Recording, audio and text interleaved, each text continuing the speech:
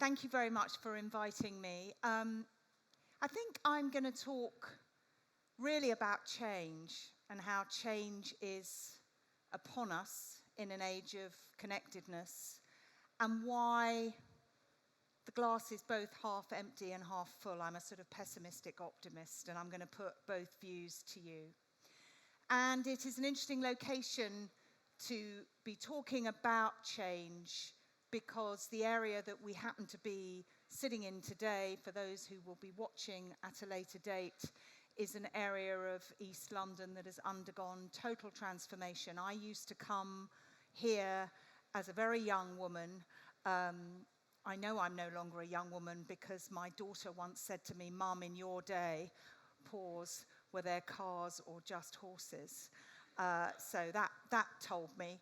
Of course, I feel like the young woman I was when I used to come here, when the idea of having a hip and happening conference was just not going to be taking place in this vicinity. And it's important to realize that change happens whether we realize it or not, and that therefore, when an important change is happening, as it is now around modern connection, which is what I'm going to talk to you about today, we need to recognize that that brings comfort and discomfort. We're at a transition moment, I believe. We're at a pivot moment. And it's really what I'm going to talk to you about today. In fact, I'm going to talk to you about a particular change around the way we look at modern connectedness as being healthy or unhealthy, whether we look at connection in the terms of disconnection. That's kind of what I do. I run a small business that specializes in face-to-face connection and curating content, and I write and teach and broadcast around modern connectedness. I was visiting professor in networks and networking at the Cass Business School in London, and now I'm visiting professor in what's called workplace social health, which is an area I've developed. And everything I do concerns itself with what is good connection and bad connection, what is functional and dysfunctional. So that's kind of my pitch if you want to zone out and think about your cold drink at the end. So in other words, here's two different plates of chips. The kind of chips that you know if you have too many of are going to make you a bit podgy. We're all incredibly literate about bad chips. I particularly like Malcolm Gladwell's podcast, Revisionist History, if anybody listens to it. There's a particularly wonderful episode when he talks about the better kind of unhealthy chip is in fact one cooked in animal fat. So it's completely counterintuitive. And actually, much of what I'm going to talk to you about is arguably quite counterintuitive about connection. I want you to reframe and rethink what you believe and how you behave around connection. So that's one of the reasons for putting up a bowl of chips. And the other is that we kind of know too many is not good for you. Here's not a bowl, but here's a board of chips, computer chips. And actually, too many of them are unhealthy too. We reached a pivotal moment last year or the year before when the so-called Moore's law of replication of computing capacity, which Gordon Moore predicted would double every 2 years, in theory ran out. What that means is that we've reached such a speed and pace and evolution of the computer chip that we're kind of off the scale. And I'd like to put it to you that really the way we can look at that is that we've reached an era of infobesity. Just like we know what obesity is, we've reached an era of infobesity. If we start to frame the way we look about connection and connectedness, maybe we understand more what to do, what to behave like, in much the same way that if I ask you to tell me by putting your hand up if you have counted a carb or a calorie or made a choice around what you've put in your mouth in the last 7 days based on a health choice, would you put your hand up? There's always someone who resolutely goes like that and says, no, no. But put your hand up if you regularly, consciously choose or are aware that what you put in your mouth has a healthy consequence. Okay, just to be clear, put your hand up if you really don't. Okay, so you're all doing it. That is my point. I'd like to get us to the point where that literacy and behavior around what we do with our connectedness, which I'm going to tell you a bit more about, is embedded in our culture and our behaviors, like it is how we have our chips. Because, why? Why am I, what's that about? Why am I talking about connectedness as being healthy or unhealthy? Well, it's all a bit of an overloaded traffic jam at the moment, isn't it, our modern life? Who doesn't feel overloaded? Who doesn't feel like life is quite like an egg timer running out all the time, right? Are our productivity apps really helping us that much? Or is the email inbox getting bigger? Life, modern life, for those of us lucky enough to be employed in developing or developed nations where there's work and there's energy, we're all very aware of the unlucky people around us, so I'm not speaking for all of us, but I'm speaking for all of us who are spending today as one of the minimum of 10,000 days of our life that we're going to be working.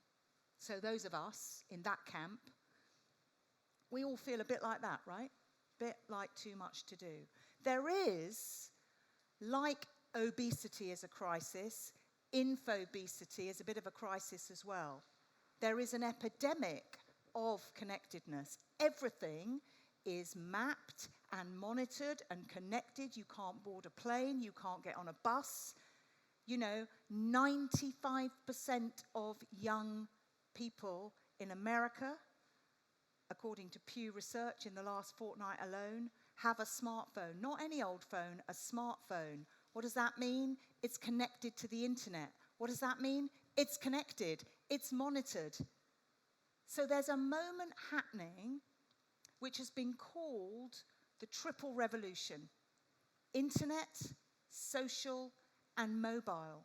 And my point is not to say George Orwell, 2 legs good, 4 legs bad, to be completely reductive, but to say it is as complicated a landscape for the way we live as the choices and conflicts we make around what we do with our physical and our mental health. That's what I track back to again and again, because we're in the age of overload. So, it's funny to talk to you about bees, actually, the day after the ant invasion at Wimbledon. I don't know if anyone followed this.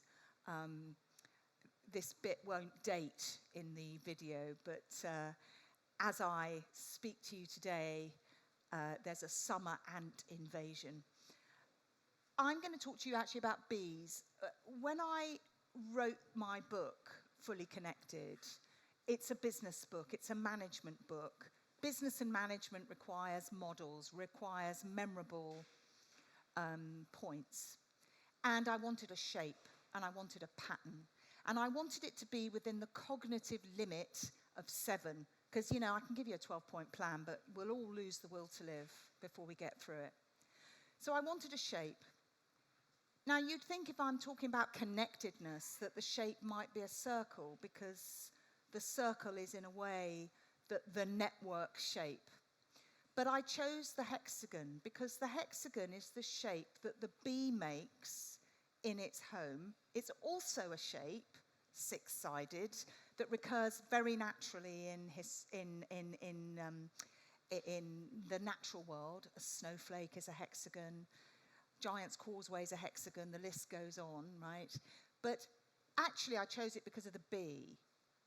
Because the bee is the most productive species on the planet. And the bee lives and works in the same place. And my view is that one of the challenges we're all facing now in this hyper-connected world, where, again, we are the lucky ones, but we kind of feel rather assailed by complexity. We live and work together. It's very indivisible, and that presents challenges. So, hexagon thinking, think like a bee, don't sting like a bee, think in sixes.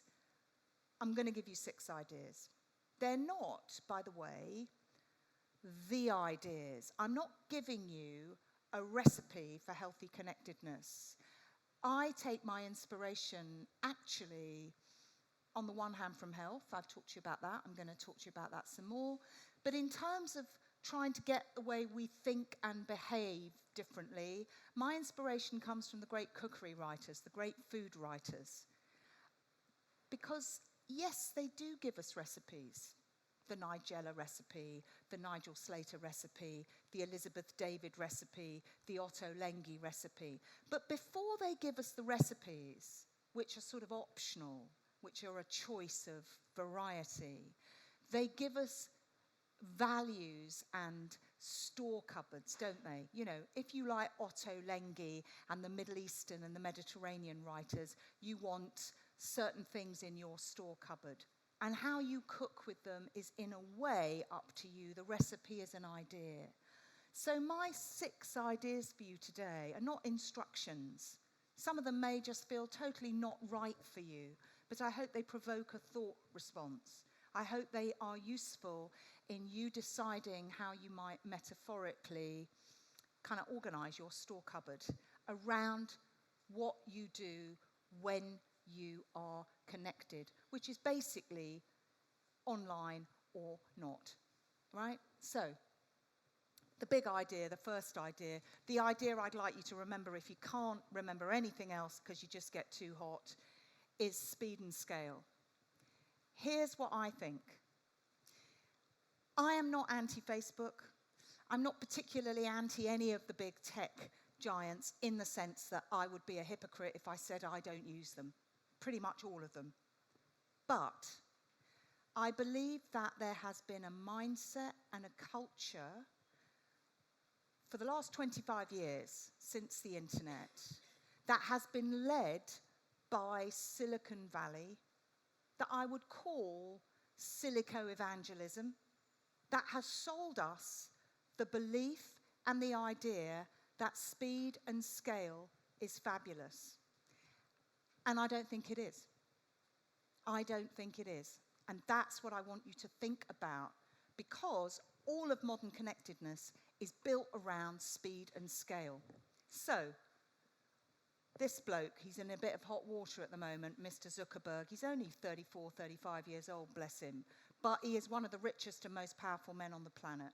And Facebook, at the time that he said this, it's just the beginning of connecting the whole world, Facebook hit 1 billion people. That was in the summer of 2016. Network effects are such that Facebook's over 2 billion already. But the point I'm making is, he said that phrase in a Facebook post with no irony at all. Not, some of you may agree with it or disagree with it, or actually that is pretty, scary concept. But almost as a fact, we are connecting the whole world. I think we need to say, oh really? Because of the way we live and because of how we are. Because we are humans and not machines. And because the big technology businesses with their scale and speed and data are ultimately driven by algorithms. And we humans are not algorithms. So that whole pace and scale is set wrong. So to illustrate that, does anyone know the Princess and the Pea? The story of the Princess and the Pea. Well, I'm a good Jewish princess, so I thought I'd give you a story of peas. I thought I'd give you 2 types of peas to illustrate my point about scale and speed. The big bowl of peas has a lot of zeros, a lot of numbers, a lot of peas. These are numbers which most of us feel comfortable with and possibly even know. 60 million is the number of messages exchanged a day, today, on, in fact, the Facebook platform, Facebook Messenger and Instagram. Nobody goes, oh my God. Most of you go, okay, interesting. It's a lot, but yeah. 3.5 billion. That is the number of us, half of us on the whole planet, who will be on email by 2020. All right, that's not very far away. Again, bit of a shrug, right? Yeah, it's a large number, but it doesn't surprise me. 6,000 is the number of tweets posted a second. Okay, so it's a lot. It's busy. I am putting to you that these numbers should not be numbers that you live with and act on. That in your business life, you should not be saying, how can we reach as many people as quickly as possible? Look, they've got 1 million gazillion followers. I think we should almost follow the founder of JD Wetherspoon, one of the large pub chains in the UK, who took all of his businesses off social media. Why? Because when you actually dig in, you realize that what moves the needle in your business and in your life may involve scale and speed, but it also may not. Which is why I'm giving you some small numbers, some teeny-weeny numbers that are quite similar to each other. Every single one of these numbers affects every single one of us. And I would like to lay money that no one in this room can name all three of those numbers and why they're related. And that is interesting. Who can tell me? Well, let's give it a go. Someone try and ruin my punchline. Does anyone know what all these three numbers are? Thank God. Okay, well, let me tell you, because I think it's just really interesting. There are 200, there or thereabouts, functional countries in the world.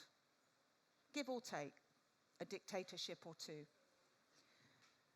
There is 150 is a sort of anthropological maximum number of friends or relationships that the human and indeed,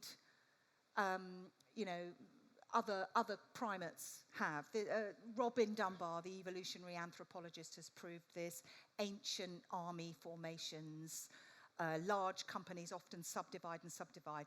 In other words, you can have millions of people following you in your database, whatever, but the people that you can cognitively contain, meaningfully manage, is in fact unlikely to exceed 150.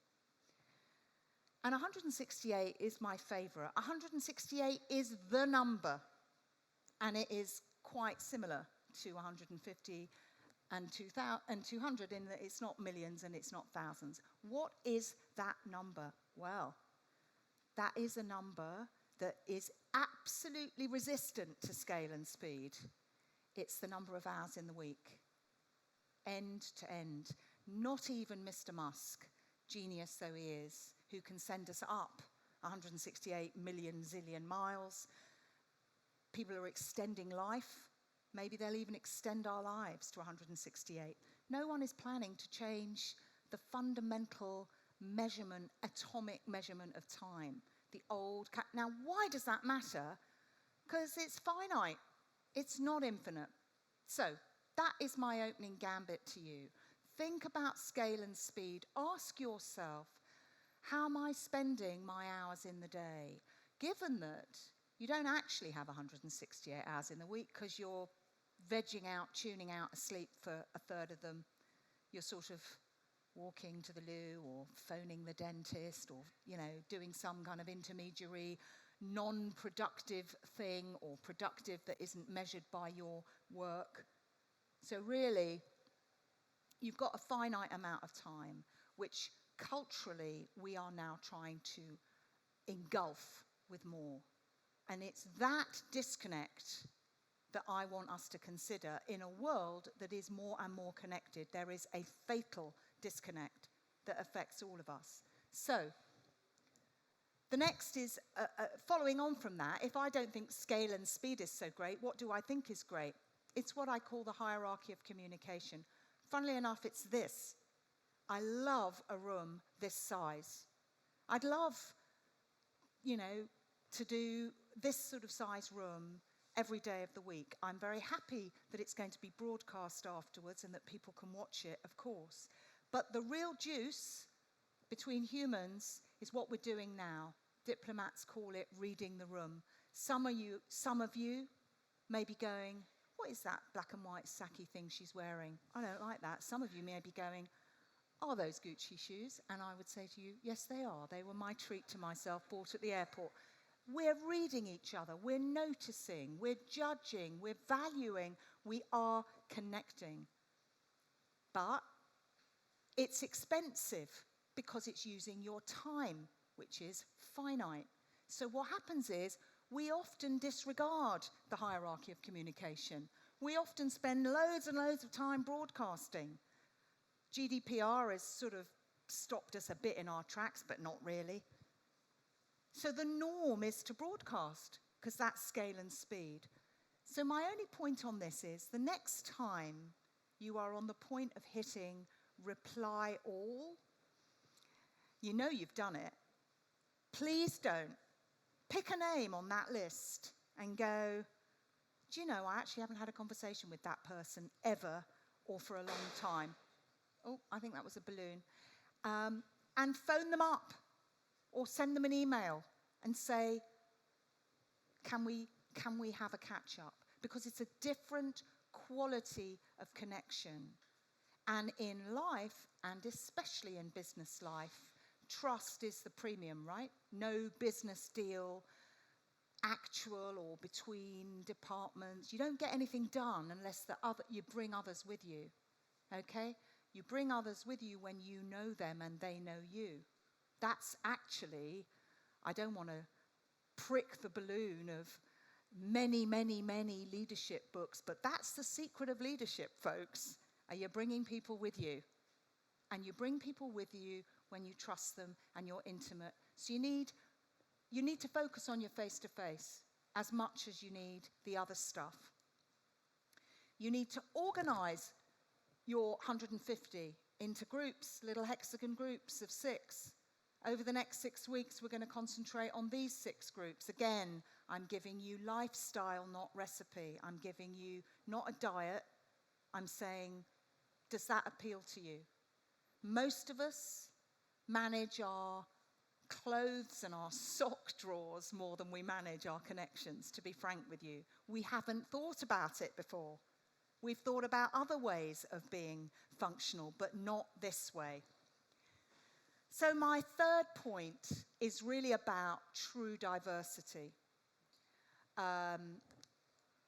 This is me, age 17, and this is the offending daughter who asked me whether there were cars in my day or just horses. She borrows heavily from my wardrobe, so she knows not to get on the wrong side of me. She's off to a festival tomorrow. We look quite similar. We're the same age in each photograph. Quite a lot of absolute hooey is talked about the difference between us and the next generation. Of course there are differences, but as Mr. Shakespeare put it, we are more alike than we are unalike. Because a person is in fact not an ever-changing algorithm.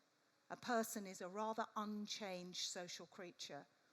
In fact, neuroscience in California, a fantastic neuroscientist called Matthew Lieberman did some experiments and proved that the default position of the healthy brain at rest, not the psychopathic brain, not an injured brain, not not an autistic brain, a brain that you would class as within a normal range, is always concerned first and foremost with only one thing, and that's basically who do I love and who am I connected to and who loves me and who's connected to me, which is why when you do get a disaster, the last thing anyone does is try and communicate with someone they love. The Chilean miners who have been brought back to our mind because those boys are stuck in the caves in Thailand, the last thing they did before they were rescued was write notes to their loved ones. So, generations, yes, differences, but how much? I don't know.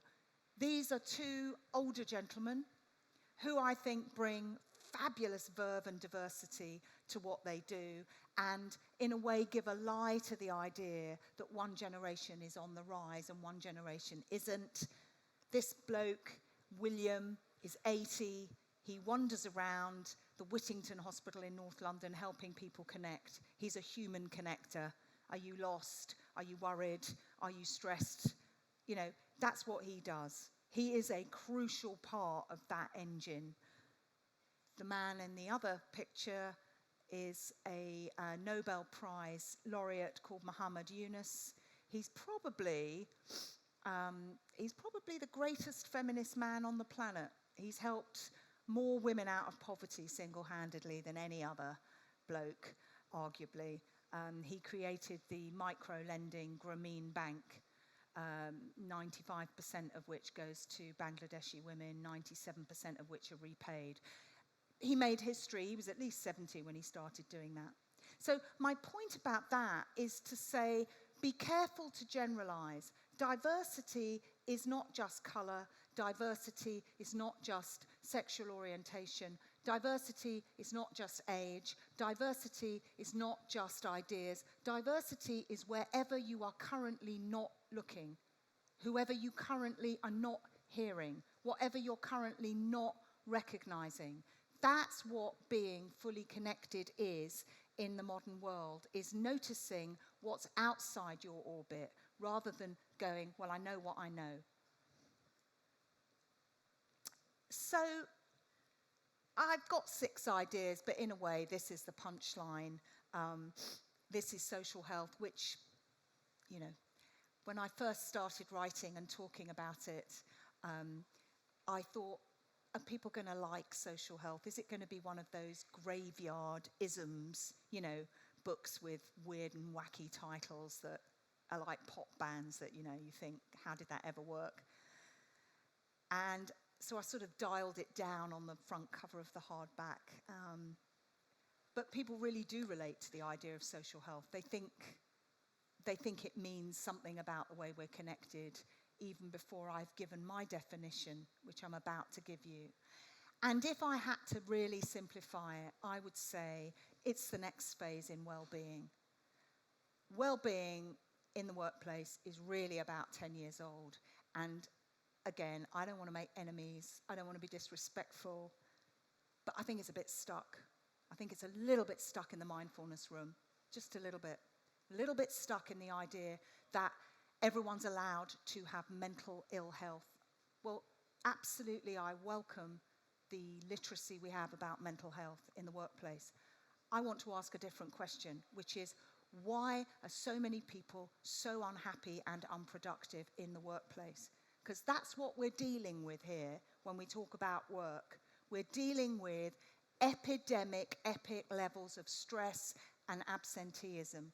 10 million working days a year are lost to stress in the UK alone, at the last count. Sales of antidepressants are through the roof.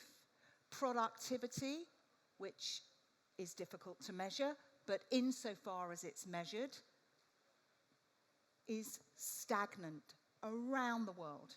So something is not fit and well and healthy and productive for all of our connectedness. And I think it is incredibly important that leaders of businesses, strategy directors, HR directors, unit directors, team leaders, do not mistakenly label the problem employees who are stressed and who need to decompress, and ask themselves, what can we do to make this workplace sing and be healthy and be productive and have social health? What is social health? Well, it's a little family snap. That's me on the treadmill. Not. Who's a member of a gym? Put your hand up. Who's ever bought a pair of trainers? Who's ever bought a vitamin? Okay, so we're all there again. This market in wellness, in behaving well, in showing our wellness, because I'm talking about the market in the trainers and the apparel. How big do you think that market is? relative to, say, the arms trade, which everybody knows is huge, or the pharmaceutical industry, which everybody knows is ginormous. How big do you think the wellness industry is? Well, it's double the size of both of them. It's $3.7 trillion, that industry. That's everything from foot spas to gym membership to mindfulness apps. And it's only 70 years old. So my point is, we all get the wellness. We're all behaving it. It's culturally normal. It's clever to be fit. We need to learn from that. We need to use that as a poster child for what we do around our connectedness. And in fact, I went to the World Health Organization at the UN a couple of weeks ago, and I met with the executive director, a very, very interesting woman called Nata Madabde.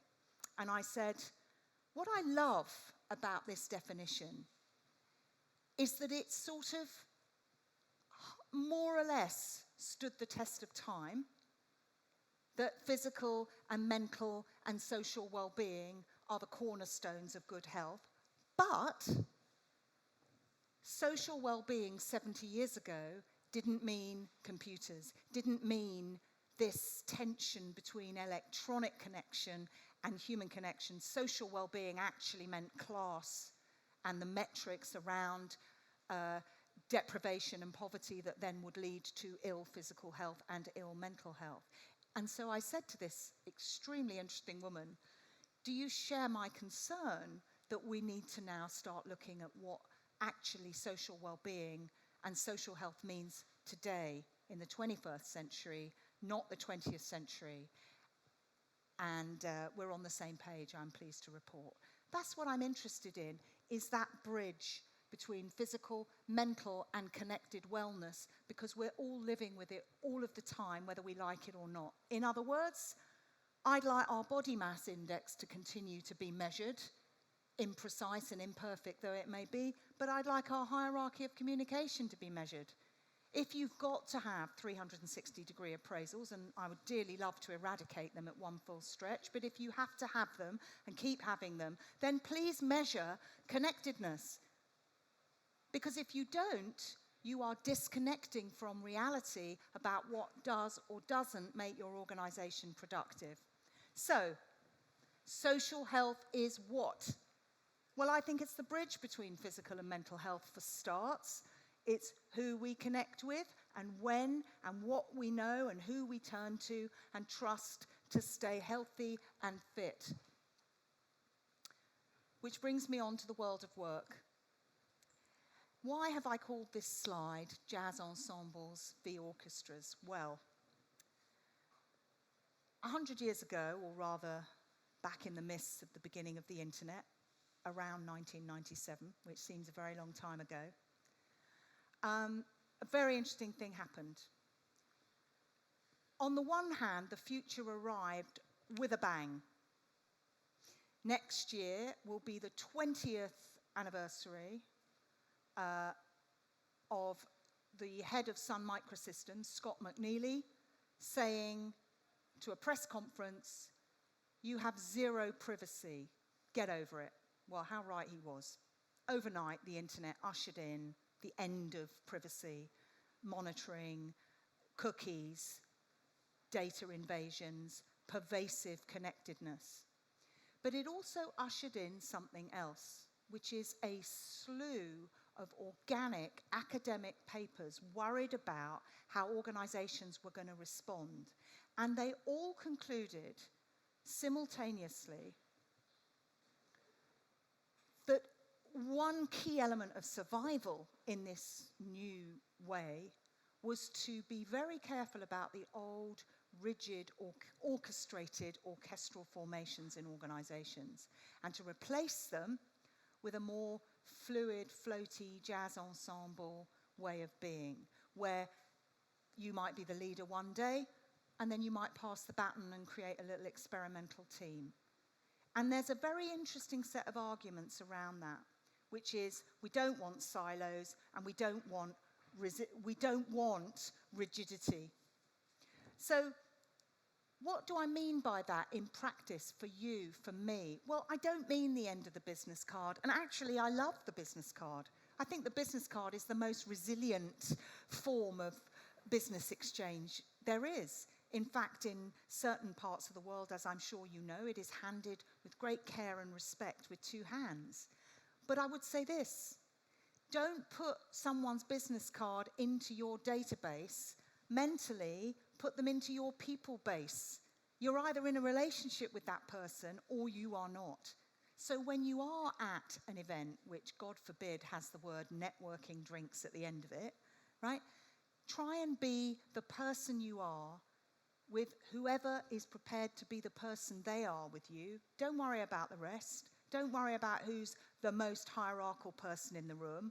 Be like a jazz ensemble. Who's the most interesting? Who do you like the look of? Just be yourself. And if you want to give them your business card and you want their business card, do it with purpose and integrity and meaning. Because guess what? You've only got 168 hours in the week. Don't squander the tools that you've got, but learn to be a little bit different in your thinking. And then I think you will find a sense of continuous pressure that is on people a lot of the time might start to ease off. The world of work is changing. If anyone has not yet seen the little Magritte connection in the museum in Brussels, it's really beautiful. Magritte was the wonderful surrealist painter who epitomized the sort of absurdity of the working man, the bowler hat, right? We know that. We're all still in that rigid structure a lot more of the time than we think, even though we're all sitting here wearing Hawaiian shirts and no one's looking like they've got a bowler hat in sight. But it's not really like that, is it? Most of us still live quite patterned, rigid, ordered, bowler hat lives. So we need to understand that.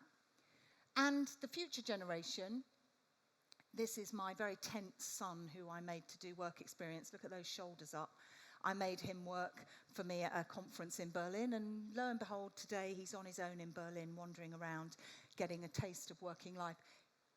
He needs to know that productivity is about who you are and what you can do and how you connect with a workplace that inspires you and interests you and listens to you and leads you, because otherwise he's not going to give his best. So what's in my store cupboard? I've told you I'm not giving you a recipe, but I'm giving you a store cupboard. So I have this thing I call the knot, which I'd like you to tie metaphorically. So the good news is it's number 6, so that means only one thing. We are very near the end because we are wilting. For those of you watching afterwards, we are wilting in the heat, in real time, in face-to-face. We may be enjoying the hierarchy of communications, but we're suffering for our art, aren't we? I'd like you to close your eyes. Don't want this to be cheesy or tense, but I'd like you to close your eyes or look down. And I'd like you to make one part of one hand touch another part of another hand, fingertips, just touch your fingertips. And I'd like you to imagine a piece of string or a piece of rope or a piece of silk. It could be long, it could be short. And I want you to imagine it as something you hold and twist and turn and tie in, guess what, a knot. I just would like you to tie it in a little knot or a big knot or a series of knots. And when you've done that, open your eyes and imagine yourself holding that knot. Okay, so in health, in physical health and in mental health, we know, don't we, because of this gazillion industry that has worked so well, that we've all osmotically absorbed behaviors. We know that really it comes down to 3 things to be physically and mentally healthy. It is what you eat, diet, it's what you do to move and exercise your body, exercise, and it's sort of sleep. You could put hydration in there, but these are the 3 cornerstones that underpin preventative and often recovery-based health. Yes? Okay. What are the 3 cornerstones of good social health? I believe they are a knot of knowledge and networks and time. What do I mean? In an info-beast world, you need a clear, curated path through what you know. You need to be able to say, do you know what, this river of information coming at me all the time, on emails, on the internet, I need to navigate differently. I need to disconnect sometimes. I need to connect differently. I want you to think about creating libraries and universities in your companies and in your organizations and just in your life so that you don't feel assaulted and deluged by the tsunami of information. Fake news has come in part from excess. In the excess, what do you believe? The simplified version. You believe in the myths because the rest is just like too much. So knowledge is the absolute cornerstone of social health. Networks, you know, we've got ourselves ever so tangled like a bloated artery. You know, we're on LinkedIn and we're on Facebook and we're on Outlook. I mean, we used to all have an address book. We don't have that anymore. We need to own and manage our databases as if they were people bases. We need to reframe who we meet and when we meet and think against the tide. Think like Malcolm Gladwell saying, chips cooked in beef fat are actually better for you than chips cooked in vegetable fat. And time is of the essence. You treat your diary and your calendar and what goes in your time like you would treat what goes in your body. That is the answer. The knowledge dashboard is one way of organizing your knowledge. We've all heard of 5 a day. Let's have 6 a day of different forms of knowledge and information. Again, this isn't recipe. This isn't absolute. This isn't what works for you. I don't know you. I'd like to talk to you afterwards. I'd like to help you curate and design your own knowledge dashboard. This is about a principle, a set of principles, like when you go to the gym, you customize what you do based on what you like, what you can sustain. Networks, I haven't talked about the network science. There's a whole heap of it in my book if you're interested, but they underpin everything. They underpin everything from how we pass the common cold, how we spread disease and terrorism, to how businesses and word of mouth and good energy gets created. Networks are the underpinning of everything, medical, technical, scientific in the world. And we need to understand how to behave better as networked individuals, rather than to imagine, oh, it's all right, I go online for that. And time. So my 6 concluding points are: scale and speed, go slow and small. Hierarchy of communications, be face-to-face in a Facebook world. Remember, reply all, pick out a person. Generation gaps, think of generations in diverse blends. Think of diversity in as diverse a way as possible. Think that social health is the new well-being. Well-being has reached a point, it needs to go beyond that into the new productivity era. Jazz ensembles and orchestras, the way you behave with your colleagues could make a difference. And in order to help you do that, tie the knot. Remember what color that little bit of string or rope was you just thought of, if you find that useful. And by the way, if you don't, no problem. This is not a diet, this is a lifestyle. So I'm going to leave you with my favorite joke, because I said that I was going to talk to you about change. And here's my favorite joke. How many Californian psychoanalysts does it take to change a light bulb? 1, but the light bulb has to really want to change. I'm not giving you prescription, I'm not telling you what to do. I'm hoping to connect with that bit of you that wants change, that knows that change is possible. I'm here to tell you that, in fact, change is very evident and visible in the way we look after our physical and our mental health, and maybe it's time to do the same for our social health. Thank you.